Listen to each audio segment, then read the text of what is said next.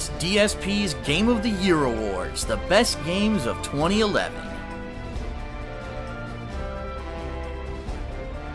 Honorable mention, Dark Souls. Let's face it, not every single game is going to be my cup of tea, but that doesn't mean that I can't recognize when a game has outstanding quality and content, and that's exactly what Dark Souls has. If you can get past its insanely unforgiving gameplay and you actually get into the method of the game, you will actually enjoy it and find a lot here to reward you. I mean, the game is very, very long, an open world that you can explore at any time, except for the exception of a couple doors and things where you need to find keys, gigantic large-scale boss fights, epic style enemies, really interesting, really fun. Again, if you can put up with the fact that every single little thing in this game could kill you and make you have to start over. So why didn't this make my top 10 best games of the year? Simply put, the game is so difficult that it just doesn't appeal to mainstream audiences.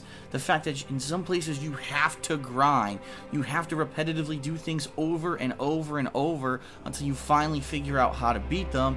Some people just don't like that in this day and age. Let's face it, games are going more mainstream, they're getting a lot easier. Some people just want to be able to sit on their couch and relax and pump through a game.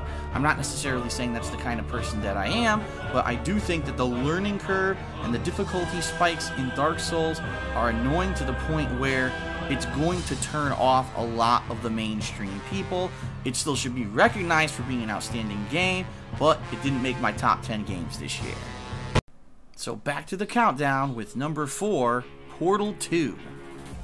Well, talk about getting a sequel right. Portal 2 takes what was essentially just a side minigame puzzler added into the orange box when Half-Life 2 was being bundled along with Team Fortress for console release.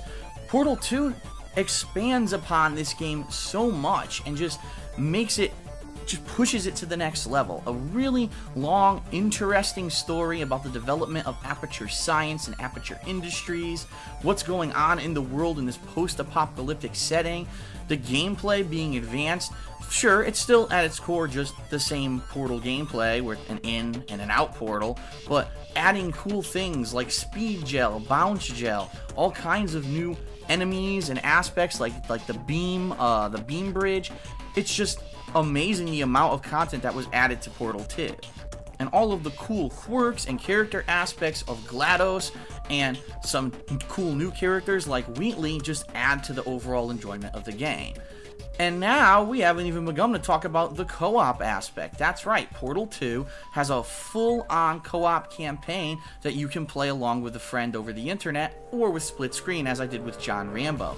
It's fun, it's interesting, none of the puzzles ever feel too difficult to the point where you think that the game's actually being cheap, and it makes you think. When you finally win and you figure out how to solve some of these puzzles that you've been stuck on for a while, you get such an overwhelming sense of achievement and completion, and it's just a hell of a lot of fun.